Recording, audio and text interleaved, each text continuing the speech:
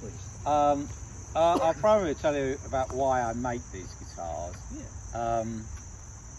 When I was a young musician, you know, around about 20 years old, I used to play country blues, and I had 3 guitars. All of them were from the 50s. One was an L00, one was a J45, and one was an LG. And I had to sell all those guitars. As the price went up, I needed the money for other things, you know, to pay my rent and etc. So I sold all those guitars. I wish I had them.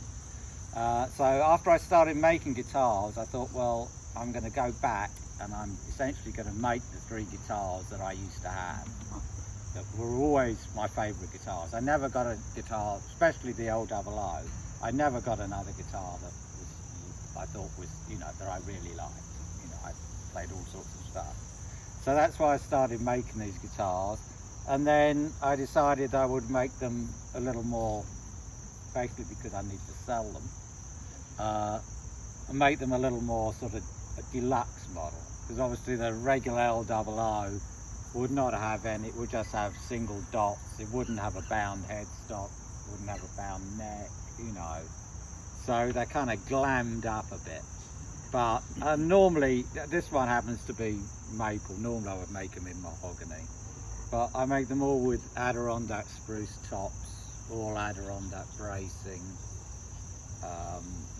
Always just rosewood for the bridge and fretboard. I don't use ebony. I only use ebony for bridges when people want it. I would never use it normally because I think it's too heavy. But I mean, fancy guitars then kind of go with ebony bridges. But, you know, I like guitars to be, personally, to be as light as possible.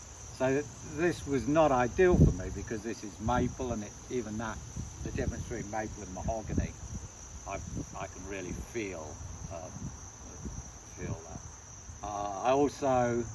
I don't like high bridges and high saddles.